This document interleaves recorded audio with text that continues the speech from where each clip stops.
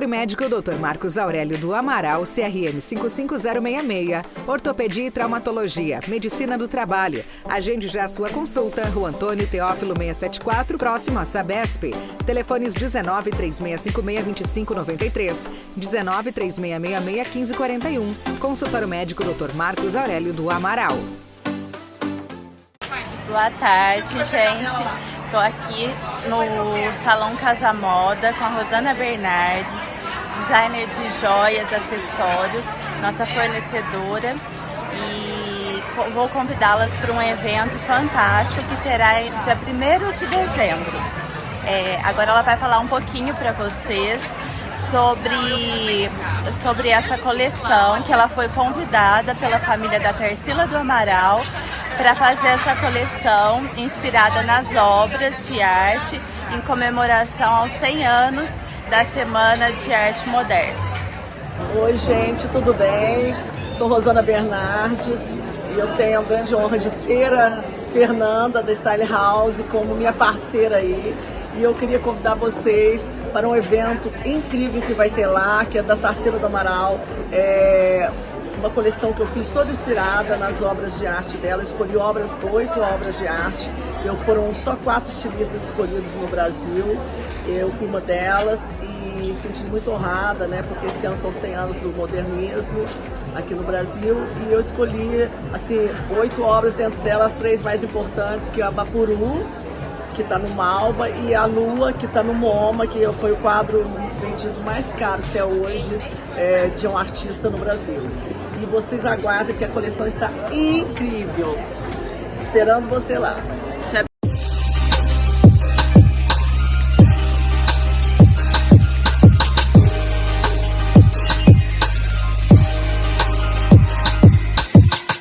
Olá, estamos começando mais um Saúde em Foco. E esta semana nós convidamos a doutora Luana Andrade, que é cardiologista, para falar um pouquinho sobre os problemas relacionados com o coração, que é uma pergunta tão frequente e uma doença, né, que acomete tantos e tantos brasileiros, né? Tudo bem, doutora Luana, tudo bem? Tudo bem, Sônia, e você, obrigada pelo convite, a você e a TVD. Imagina. Luana, vamos começar falando do infarto, né? Porque todo mundo quer saber sobre os sintomas típicos. Então, como é que uma pessoa percebe que o outro ou ela própria, ela está infartando? Tá, muito importante essa pergunta, gera muita dúvida. Todo mundo que tem dor no peito, né, acha que pode ser um infarto. É melhor sempre a gente pecar pelo excesso, né? Se você não está se sentindo bem, está passando mal, com dor no peito, eu falo que do umbigo para cima, doeu em qualquer parte do tórax, pode ser uma doença cardíaca. Não só infarto, tem outras doenças que também causam dor, mas vamos falar do infarto especificamente, que é uma doença que pode chegar ao óbito, né? E quanto mais cedo for atendido o paciente, melhor. Então, a dor típica do infarto é uma dor em aperto ou em queimação, geralmente do lado esquerdo ou no meio do peito, que pode irradiar para a mandíbula, para as costas ou para um dos braços. Pode ser tanto o esquerdo quanto o direito. Muita gente acha que só quando dói do lado esquerdo que pode ser infarto, e não é. Então essa é uma dor típica, geralmente desencadeada pelo esforço físico ou por um estresse emocional. Porque o estresse, ele também gera mudanças no nosso corpo, assim como se a gente estivesse fazendo um esforço físico. Então, geralmente, a dor é desencadeada dessa forma. Não melhora com analgésicos, né? E geralmente ela só alivia a hora que a gente dá uma medicação específica para dilatar as artérias. Tá? Que são os nitratos. Eu sei, mas esse sintoma leva quanto tempo mais ou menos? Porque a pessoa pode sentir isso e falar, bom, eu estou infartando e eu tenho que sair correndo. E você tem uma margem de assim, um tempo para procurar um socorro, uma Santa Casa? É assim, ó, quanto antes a pessoa procurar o atendimento, melhor. Porém, essa dor geralmente ela dura de 20 minutos até 2 horas. É um tempo mais ou menos da angina.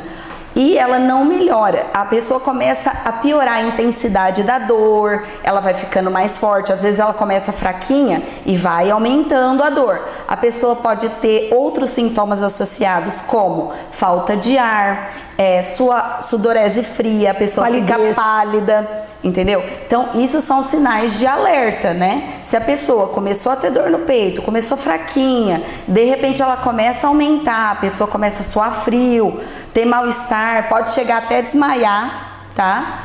E ter também falta de ar, corre com ela para o pronto-socorro, porque não está normal. Pode até ser que seja um diagnóstico diferencial, por exemplo, de uma crise de ansiedade. Mas até que se prove o contrário, uma crise de ansiedade não vai matar a pessoa. O infarto pode vir a matar. Então, precisa fazer uma avaliação clínica correta, um eletrocardiograma. Às vezes o eletro é normal. O paciente tem, às vezes, um eletro normal, mesmo em vigência de infarto, e aí a gente precisa coletar exames específicos no sangue para dar o diagnóstico. Então, segurar esse paciente e começar a fazer os exames todos quanto antes. A gente fala na cardiologia que tempo é músculo. O músculo do coração, quanto antes a gente restabelecer o fluxo de sangue pro músculo, menos sequela esse paciente vai ter. Por quê? Se a gente demora muito, o coração ele começa a mudar a forma dele. E isso pode gerar insuficiência cardíaca, depois pode gerar arritmias cardíacas complexas, e esse paciente ele vai ter mais problemas, né? E fora que também pode matar, né? Então tem que correr. Tem que correr. E a pressão? Qual que é a pressão arterial ideal? Porque as pessoas falam, mas eu tenho pressão alta, eu vou ter problema de coração, eu vou ter infarto. Então, o que é ideal para uma pessoa de média idade, né? Um paciente normal, adulto, jovem, né? Bom, vamos dizer assim, o diagnóstico pico hipertensivo é diferente de pressão alta. Pressão alta, doença hipertensiva, é quando a gente mantém os níveis pressóricos elevados a maior parte do tempo. Quanto elevado? Maior ou igual a 14/9. Então, o diagnóstico de hipertensão arterial não é uma simples aferição, tá? A gente precisa de 2 consultas no mínimo, 3 aferições na primeira consulta, 3 aferições seguidas na segunda consulta e fazer uma média. Aí a gente vai conseguir estabelecer se a pessoa é hipertensa ou não. Porque às vezes pode acontecer várias situações que a pessoa tem um aumento dos níveis pressóricos, mas ela não seja uma pessoa hipertensa. Por exemplo, uma coisa passageira. Por exemplo, uma perda de um familiar, né? Um susto, um assalto, alguma coisa assim que faz você se apavorar. A sua pressão vai subir. Só que depois ela vai voltar ao normal. Então, a doença hipertensiva é o pico hipertensivo mantido acima de 14/9, maior ou igual a 14/9. Mas qual que é a pressão ideal? A pressão ideal é 12/8. É lógico que numa consulta cardiológica a gente estima o risco cardiovascular do paciente. O que é isso? É a chance dele ter um infarto, um AVC nos próximos 10 anos. A gente faz essa estimativa e a gente tem baixo risco, risco intermediário, alto e muito alto. Vai depender de qual o paciente se encaixa para saber qual é o nível pressórico desejado para ele. Entendi. Então não é igual para todo mundo, entendeu? Na criança também é diferente, aí tem os percentis de acordo com altura, peso e idade. Adulto, jovem, vai depender muito do risco cardiovascular. Por exemplo, se eu tenho um paciente de meia idade, 40 anos, obeso, sedentário, que tem colesterol alterado e que já é diabético, esse paciente tem que manter uma pressão 12/8. Então, mas aí nesse caso ele vai ser controlado com medicamento? Depende. Assim, quando o paciente tem de intermediário para alto risco, a maioria das vezes a gente precisa do medicamento. A gente não consegue. Diário esse medicamento para controlar a pressão? É diário. O remédio da pressão, a gente tem várias opções terapêuticas. Cada medicamento depende do nível de pressão para saber qual é a dosagem, a potência que a gente vai dar para aquele paciente e qual é o tempo de ação da medicação. Por que tem gente que toma remédio para pressão de manhã e à noite, ou tem pessoas que tomam remédio só de manhã ou só à noite? Por quê? O período de ação daquele medicamento para ele ser eliminado do nosso corpo dura 24 horas, então ele toma uma vez só. Se dura 12 horas, ele vai ter que tomar 2 vezes. Se dura 8 horas, 6 horas, aí vai depender de cada medicamento que a gente vai passar. Hoje, graças a Deus, a gente tem uma grande gama de medicamentos, muitas opções. Muita gente... São medicamentos para controlar a pressão. Para controlar a pressão. Tá. E a gente vê muitas falhas terapêuticas por conta de efeitos colaterais. Muitos pacientes abandonam, às vezes, o tratamento porque tem algum efeito indesejável.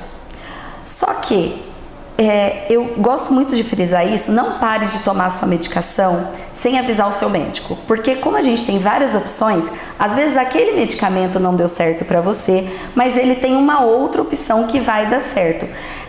Para você ter uma ideia, só 30% dos brasileiros são diagnosticados como hipertensos, né? E desses 30, menos de 10 tratam adequadamente. Então, é muito negligenciada a hipertensão arterial. E ela, ao longo do tempo, pode causar infarto, AVC, insuficiência renal. A pessoa pode chegar ao ponto de ter que fazer hemodiálise, né?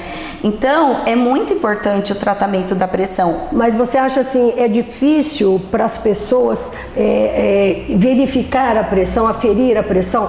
Porque isso daí, se você tiver um aparelhinho, esse aparelhinho que a gente compra na farmácia, dá pra gente controlar. Até às vezes é bom ter isso em casa, porque dependendo da pessoa que tenha problema, ela precisa dar uma controlada na pressão, né? Sim. A doença hipertensiva geralmente não dá sintomas, tá? Quando dá sintomas, a doença já está bem avançada. Ou quando ela sobe muito rapidamente, subitamente, aí pode dar sintomas. Mas geralmente a pressão alta não dá sintoma. Por isso que é importante a pessoa verificar a pressão regularmente. O ideal é ir ao médico, né? Porque os nossos aparelhos são validados, a gente sabe que tem uma série de coisas que a gente tem que fazer para verificar a pressão. Por exemplo, a pessoa tem que estar com o estômago vazio, a pessoa não pode estar com a bexiga cheia para verificar a pressão, precisa estar num ambiente calmo, tranquilo, não pode conversar, tem que estar na posição adequada, descruzado as pernas, as costas recostadas. Esses aparelhos que a gente tem em casa para verificar a pressão são ótimos para a gente ter uma ideia do como porque os aparelhos de pulso, eles superestimam a pressão. Eles dão de 1 a 2 pontos a mais do que quando você afere no braço. Então, não tem como a gente dar um diagnóstico só com uma aferição em casa. Mas, por exemplo, se a pessoa tem um aparelho e afere regularmente, que seja 1, 2 vezes no mês, não precisa verificar todo dia, mas ela percebe que vem aumentando ou deu um valor muito alto, ela tem que procurar o atendimento para confirmar se essa pressão realmente está alta, se ela é hipertensa ou não. É importante também dizer que alguns sintomas podem fazer a pressão aumentar. Então assim, eu tô morrendo de dor de cabeça, ou eu tô com uma crise de labirintite, ou eu tô vomitando. Isso tudo vai fazer sua pressão subir. E nem sempre ao contrário, a pressão subiu e fez você passar mal, entendeu? A gente tem que ter essa noção de diferenciar. Outra coisa, existem vários medicamentos que podem aumentar a pressão. Por exemplo, descongestionante nasal, Sorine, que todo mundo pode ir na farmácia, ir lá e comprar sem receita, pode aumentar a pressão. Antigripais, antialérgicos, que tem descongestionantes também, com as efedrinas, pode também vir a aumentar a pressão. Isso são alguns exemplos de medicações que a pessoa pode se automedicar, né? E pode aumentar a pressão. Bom, nós estamos falando com a cardiologista doutora Luana. Doutora Luana, eu vou colocar 2 questões que as pessoas perguntam. Sim. Primeiro, a circunferência da cintura. Eles falam, olha, mas cuidado com a cintura, o formato de pera, isso daí é perigoso para o coração. E outra questão que sempre pergunta é sobre o uso contínuo da aspirina, que seria um medicamento que evita o infarto do coração. Então eu queria saber dessas duas, qual a posição da médica especialista aí no coração. Vamos lá. Bom, a circunferência abdominal é um parâmetro de aumento de risco cardiovascular, sim, porque significa que o percentual de gordura da pessoa está elevado E também significa que pode ter gordura nas vísceras, tá? Então, esse é um parâmetro que a gente usa. Na mulher, a cintura abdominal, que a gente tem que pegar aqui no umbigo, né? Não é na cintura aqui em cima, é até 84 centímetros.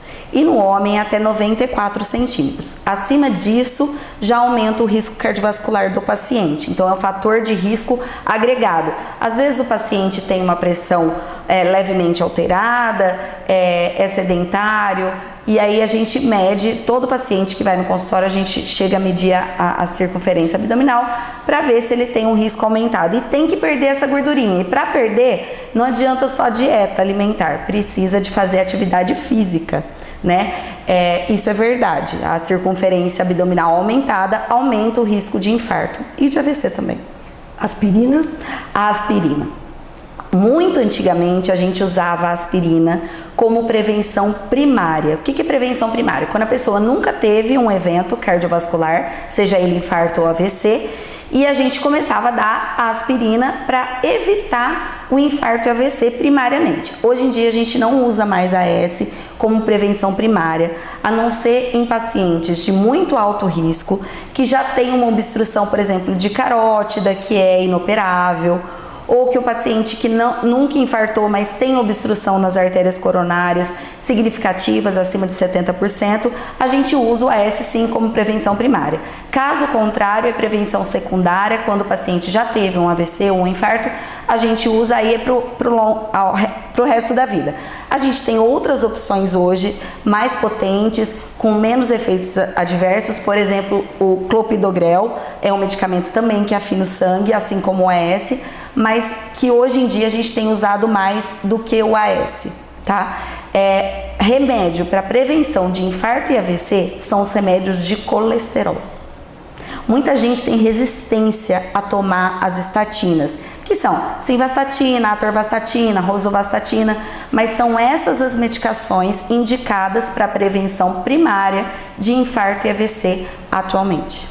Então, olha, é preciso ter muita atenção e nos medicamentos para pressão, para colesterol, exames de laboratório em dia e sempre ouvir o aconselhamento de uma cardiologista neste caso. Agora, o check-up. O check-up vale, porque às vezes a pessoa fala assim, puxa vida, o meu conhecido, meu parente fez um check-up ontem e faleceu hoje. E no check-up não tinha nada. Muito comum acontece? Acontecer. Infelizmente Eu falo assim, a doença arterial coronariana, que é a placa de gordura nas artérias do coração, é uma caixinha de surpresa. Eu já vi congressos falando que placas pequenas, de 40%, pacientes chegaram a infartar e falecer, e tenho hoje até pacientes no meu consultório com 3 artérias entupidas, com mais de 70%, que não podem ser operados e que fazem o tratamento só medicamentoso e não tiveram nenhum evento até hoje e provavelmente às vezes não terão. A gente, lógico, no check-up busca conhecer o histórico do paciente, né? Eu acho que é de suma importância a gente investigar se ele realmente não está sentindo nada. Porque, por exemplo, se eu pego um senhor de 65 anos que tem artrose nos joelhos, ele não faz uma atividade física, né? E aí ele chega lá no consultório, vim fazer só meu check-up. O senhor sente dor no peito? Não. O senhor sente falta de ar? Não. O senhor não sente nada, mas ele também não faz nenhum esforço. Talvez se ele fizesse algum esforço, ele sentiria. Então, qual que é a nossa investigação clínica, vamos dizer assim? Através do histórico dele, se ele tem diabetes, se ele não tem, os exames laboratoriais, né, se tem colesterol alto, se tem triglicérides, a história familiar conta também como fator de risco. E aí, como eu te falei, quando a gente classifica o paciente em baixo risco, médio risco, alto risco, aí a gente vai saber se a gente vai precisar de exames que a gente tem só no consultório ou se a gente precisa de exames mais complexos. Então, é isso que eu queria saber. Então, aqui em Mococa, a gente tem a Santa Casa, né? E pode ser feito um atendimento para um infarto e assim por diante. Sim. Mas se a coisa complicar, se tiver uma complicação maior, então esse paciente ele tem que procurar um centro especializado, um HCOR, onde ele possa fazer uma cirurgia, porque uma cirurgia mais complexada de coração e hemococa não faz. Não faz. Não faz. Nem cateterismo também não faz. Nem cateterismo. Então a pessoa tem que ir ou ser transferida. Ou Sim, particular. ou pelo SUS ou particular. Inclusive, não é só na vigência de infarto que a gente precisa de exames que não temos aqui. Na investigação do consultório, que a gente fala de investigação ambulatorial, a gente também às vezes precisa de alguns exames que aqui não estão disponíveis. Certo. Por exemplo, da parte cardiológica, o que a gente tem em hemococa? A gente esteira tem. Tem uma médica que... médica? Só tem uma que faz a esteira. Só tem uma médica que faz a esteira. Sim. Porque a esteira é importante. É importante. Ver o tipo de exercício físico que o paciente pode fazer. Sim, para várias coisas. Não, o teste ergométrico, né, que é o teste da esteira, ele pode ser utilizado para várias coisas. Para a gente investigar a arritmia induzida pelo esforço, para a gente investigar se o paciente tem angina e se pode ter alguma obstrução em alguma artéria. Ele pode ser só uma avaliação funcional para ver a capacidade física da pessoa, se ela tem uma pressão normal durante o esforço físico ou não. São várias indicações, mas às vezes só ele não é o suficiente. E o eletro? O eletrocardiograma de repouso, a gente consegue diagnosticar algumas doenças que podem levar à arritmia cardíaca. A gente pode ver arritmias cardíacas também dentro do consultório, mas às vezes ele é um exame, como que eu vou te dizer, básico, entendeu? Ele é como se fosse uma foto do seu coração, mas naquele momento, né? Porque o eletro, ele capta segundos das suas batidas. E dali uma hora... Pode ser que naquele momento o paciente não esteja sentindo nada. Então não tem como eu descartar certas doenças só com o eletrocardiograma normal. Como eu já disse aqui anteriormente, tem pessoas que não ocluíram a artéria totalmente e ela está subocluída e o eletro está normal. Eu tenho vários pacientes que infartaram com eletro normal. E o diagnóstico foi feito pela clínica, pela queixa do paciente de dor e todo o histórico dele, e mais o exame de sangue. Agora, o que é o infarto silencioso? Então, o infarto silencioso, o paciente ele não tem sintoma. Diabéticos, mulheres e idosos são um grupo de risco que podem infartar sem dor. Tá? Então pode acontecer sim do paciente ter uma isquemia, porque o infarto é a morte do músculo do coração. A gente tem 3 artérias principais que irrigam o nosso coração e elas se ramificam. Então às vezes eu tenho uma suboclusão de uma artéria pequena e o infarto é pequenininho, então não causa repercussão. E aí o paciente fica com aquela pequena sequela. Um exame vai mostrar que ele teve infarto e ele pode nem mostrar. Sabe. Um eletrocardiograma, o Holter, que é o eletro de 24 horas, também mostra a isquemia silenciosa. Então são algumas ferramentas que a gente tem para diagnosticar, mas não é muito comum a gente ter isso. Né? E a morte súbita? A morte súbita é totalmente diferente de infarto. O infarto pode ser uma causa de morte súbita, mas, por exemplo, pacientes jovens abaixo de 30 anos, a causa mais comum de morte súbita são cardiopatias congênitas, quando a pessoa nasce já com algum probleminha, algum defeito no coração, ou uma arritmia cardíaca. É muito mais comum ter a morte súbita em pacientes jovens assim. Agora, acima de 35 anos, já é mais comum a doença arterial coronariana, que é o entupimento das artérias. Aí é mais comum a morte súbita, por exemplo, meu pai faleceu dormindo. Com 75 anos, provavelmente foi infarto. Não deve ter sido uma arritmia cardíaca. Agora, tem pacientes, por exemplo, que são portadores de doença de Chagas, que deixa o coração grande e aí favorece o aparecimento de arritmias complexas e também pode gerar morte súbita. Mas a pessoa está praticando esporte, jogando um futebol e de repente ela cai, tem um infarto fulminante e morre. Então, e novo, uma pessoa jovem que praticava esporte. A explicação seria uma cardiopatia congênita? Sim, pode ser. A gente tem das cardiopatias congênitas. A mais comum é a cardiomiopatia hipertrófica.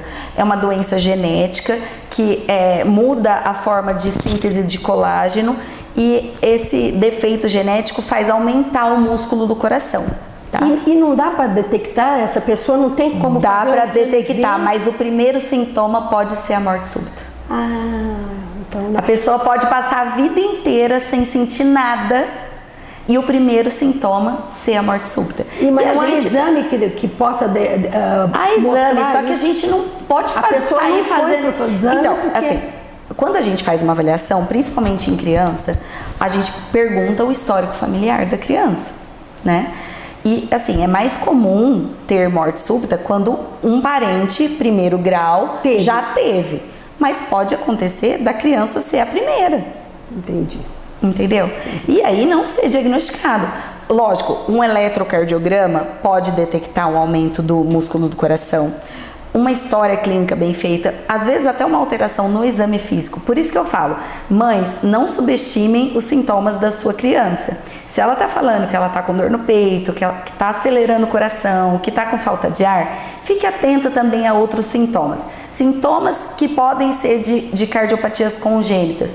Se a boca ficar roxinha, a ponta dos dedos, se a criança está ficando mais ofegante do que o normal durante uma brincadeira que antes ela não tinha essa falta de ar, desmaio também, a maioria dos 80% dos desmaios são ocasionados por problemas cardiovasculares e não neurológicos. Muitas vezes as pessoas que desmaiam procuram o neurologista e não o cardiologista. Entendi. Agora, uma outra parte, falando em cardiopatia, primeira coisa, a criança, então, ela pode infartar. A criança pode ter um infarto. Pode, não é comum, mas pode ter infarto. Pode. E isso daí acontece sem que nada tenha sido visto antes através de algum exame. Então, existem algumas anomalias congênitas que pode causar infarto. Existem uma má formação das artérias, que pode ocasionar um infarto. E também hoje a gente sabe que as crianças estão mais obesas, colesterol alto, sedentárias. Isso também, se a pessoa tiver uma hipercolesterolemia familiar, colesterol muito alto, um triglicérides muito alto, pode sim formar placa de gordura na artéria da criança e a criança vir a falecer. O que eu falo que é importante?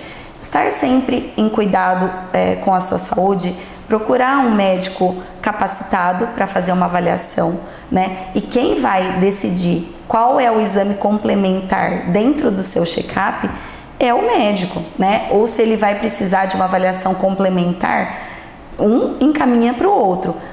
É impossível a gente sair fazendo exame em toda a população. A gente tem uma linha de raciocínio, dependendo da história clínica daquele paciente e dos sintomas que ele relata. Então, igual você falou, fez um check-up ontem e faleceu.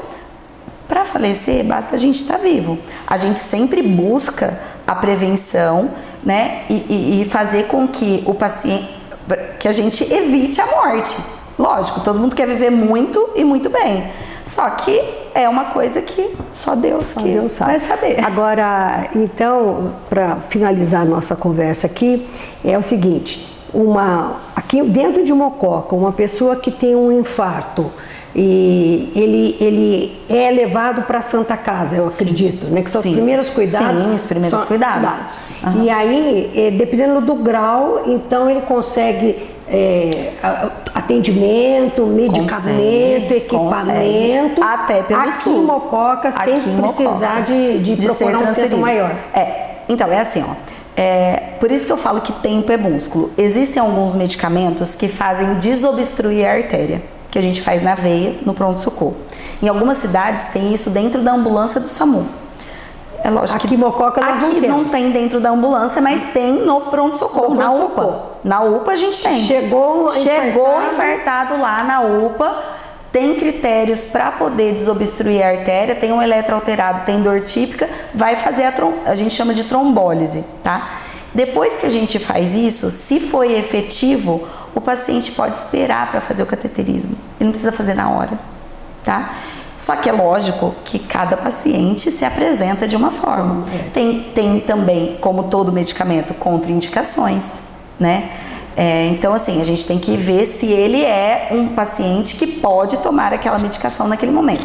Pode tomar? Sim, pode tomar. Faz a medicação, é transferido para a UTI. Na UTI ele vai receber outros medicamentos para estabilizar ele, né? E cada tempo vai fazendo eletro, vai fazendo os exames de sangue. Se tiver qualquer piora, se for, por exemplo, pelo SUS, é solicitada uma vaga para a Central de Vagas de São Paulo e esse paciente será removido, tá? Isso pode, às vezes, demorar, né? Às vezes, quando é pelo SUS, infelizmente, porque não tem vaga para todo mundo, né? Se for, por exemplo, um paciente do plano de saúde, é feito da mesma forma e é encaminhado aqui. O maior plano de saúde é a Unimed, né, no momento, e tem o hospital de referência da Unimed em Ribeirão Preto. Pois é, muito bom por sinal, né? Então, ótimo, excelente. Então aí a pessoa é removida para lá e é feito todos os cuidados. O tratamento. E depois volta, o que não tem aqui é feito lá, volta para cá e continua o acompanhamento aqui, né? Tem outras coisas também, outras doenças cardíacas, não só o infarto, que às vezes a gente precisa de um recurso em outra cidade. Por exemplo, o implante de marca-passo. Aqui a gente não tem, a gente tem um marca-passo provisório que a gente usa na urgência para manter o paciente vivo, né? Que aí é colocado na UTI e que é feito pela veia aqui do pescoço. Coloca, deixa lá o marca-passo provisório e depois ele vai colocar o definitivo. Então, assim, a gente tem os recursos. Tem o recurso, isso que é importante a gente colocar, né? Para poder fazer um tratamento adequado aqui. E é muito importante também, às vezes tem algumas pessoas que têm planos tipo de seguradora e que alguns hospitais melhores em Campinas ou em São Paulo é atendido, mas se você tiver uma dor no peito, procura primeiro o hospital aqui, porque às vezes não dá tempo de você chegar lá. E às vezes você tem que ser transferido por uma ambulância UTI, com um médico, com todos os recursos necessários, equipamentos e medicamentos, para que essa viagem seja feita de forma segura.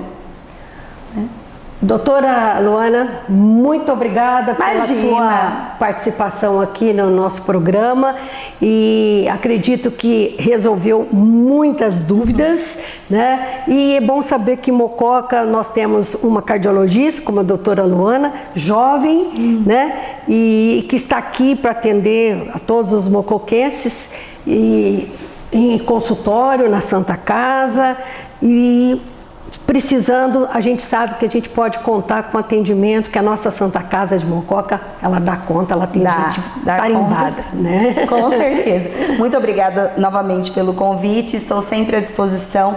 Se quiser ver algum tema que o pessoal tenha mais dúvida, estou aqui à disposição de vocês para esclarecer todas as dúvidas. Tá certo, muito obrigada.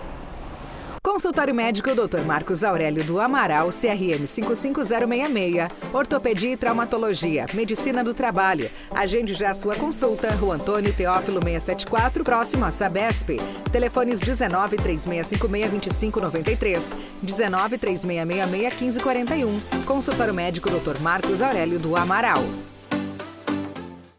Boa tarde, gente. Estou aqui no Salão Casa Moda com a Rosana Bernardes, designer de joias, acessórios, nossa fornecedora, e vou convidá-las para um evento fantástico que terá dia 1º de dezembro.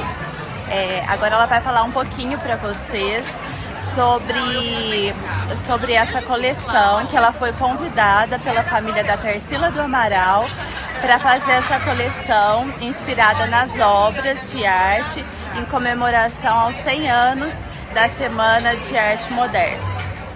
Oi, gente, tudo bem?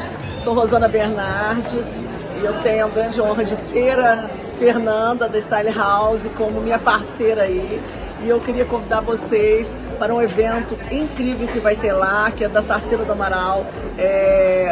Uma coleção que eu fiz toda inspirada nas obras de arte dela. Eu escolhi 8 obras de arte.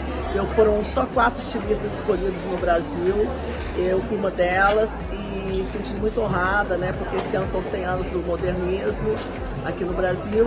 E eu escolhi, assim, 8 obras, dentro delas 3 mais importantes, que é a Bapuru, que está no Malba, e a Lua, que está no MoMA, que foi o quadro vendido mais caro até hoje de um artista no Brasil.